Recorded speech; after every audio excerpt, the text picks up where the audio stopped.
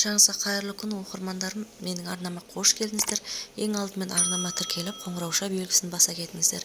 Хворостың жасалу жолын көрсететін боламын. 200 грамм жылы сүтімізге 1 дана жұмыртқа және де жарты шай қасық тұзымызды, 300 граммдай електен өтілген ұнымызды салып, қамырды илеп аламыз. Қамыр жұмсақ болмау керек, қаттылау болу керек. Иленген қамырды жарты сағатқа тындырып қоямыз. Достар, менің арнама тіркеліп және де алға жылжуына, дамуына үлестеріңізді қоса кетіңіздер, және де видеоны соңына дейін тамашалаңыздар. Менің видеом ұнаса, туысқандарыңызбен, достарыңызбен бөлісе отырыңыздар. Жасалу жолы өте оңай, қарапайым, көп затты қажет етпейді. Дәмі ерекше, қытырлақ болып шығатын болады, қатпайды.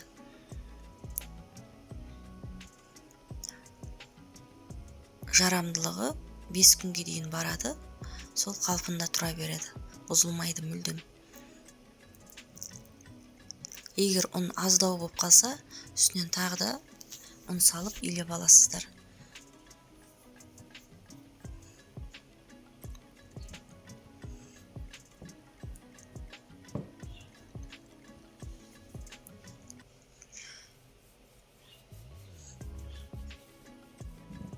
Менің видеом ұнаса, пікірлеріңізбен бөлісе отырыңыздар.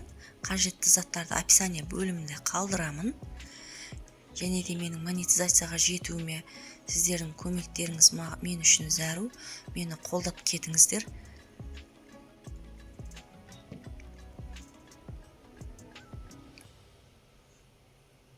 Осылай қамырымызды алып, жақсылап июн қандырып илеп аламыз, жақсылап.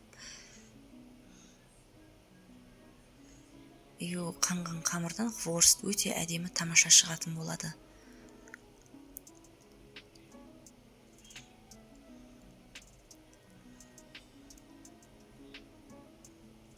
Алдағы уақытта сапалы видеолармен бөлісіп отырамын. Алда Рамазан айы келатыр, және де көктемге 8 наурызға қажетті өздеріңізге пайдалы торттармен бөлісетін боламын, және де ПП пирогтармен бөлісемін. Мінекей жарты сағатқа тындырып қойдым. Алдын ала мен қамырымды жайып алдым. Көрдіңіздер ме, қамырым сап-сары өте әдемі болды. Осындай кескішпенен түп-түзу етіп кесіп аласыздар.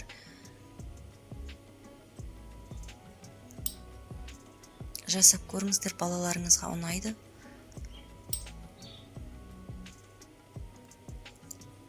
Қант салсаңыздар да болады, мен қантты қоспадым.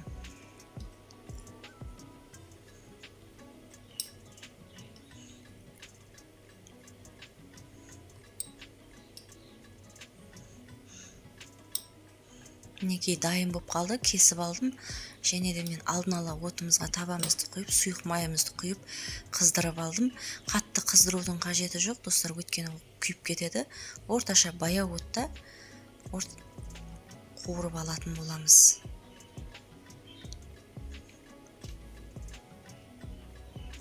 Осылай арасын ажыратып аласыздар, өйткені жабысып қалмауы керек.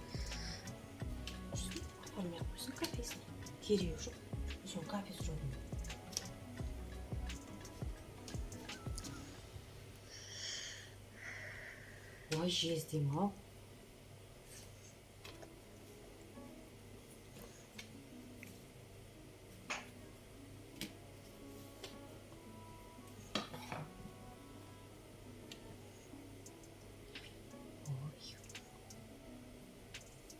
Мінекей дайын болды. Менің майым қызып тұр, қатты қыздырудың қажеті жоқ. Майды орташа отта қыздырамыз. Және де осы қызған майға осылай орап пісіріп аламыз.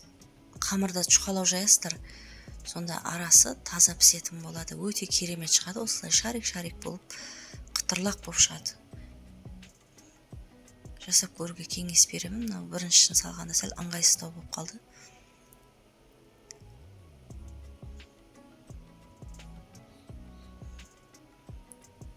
Тез піседі. Арасы шикі болмайды. Екіншісін салып жатырмын. Бір екі үшеуін көрсетіп жіберейін дедім.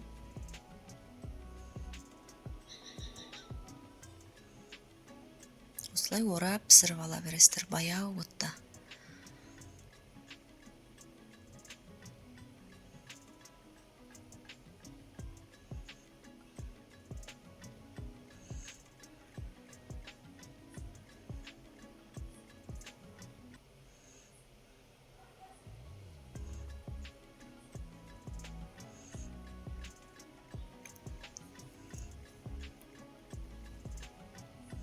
Дайын болды. Егер менің видеом ұнаса, лайк басыңыздар. Және де достарыңызбен бөлісе отырыңыздар. Мен сіздермен қоштаспаймын. Келесі видеода кездескенше сау болыңыздар.